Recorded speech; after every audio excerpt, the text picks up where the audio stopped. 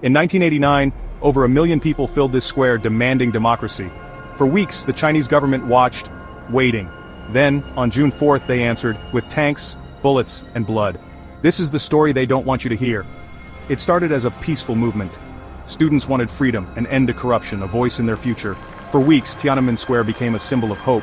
Protesters built makeshift camps, staged hunger strikes, and called for change.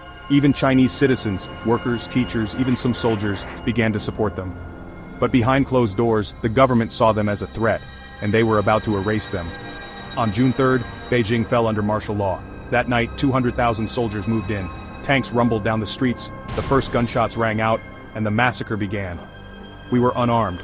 They shot into the crowd. I saw a girl my age fall. A bullet tore through her chest. She was dead before she hit the ground. They fired at people trying to escape. They shot at ambulances. The streets ran red with blood.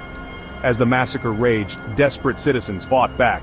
They threw bricks, Molotov cocktails, anything. But how do you stop tanks with bare hands? We begged them to stop. A man raised his hand, saying, "Don't shoot." They shot him in the head. The government says only a few hundred died. Witnesses say thousands. Then, on June 5th, in the aftermath of the slaughter, the world witnessed an act of defiance that would never be forgotten. Tank Man. One man against a machine of death. He stood there, refusing to move. The tank tried to go around him. He stepped back in its way. Then 2 men in plain clothes ran up, grabbed him, and he vanished. To this day, no one knows who he was. No one knows if he lived or died. The Chinese government never acknowledged him, and they never will. In China today, you can't search Tiananmen Square massacre. No history books mention it. Ask young people, and most have never heard of it. China's official statement? Nothing happened.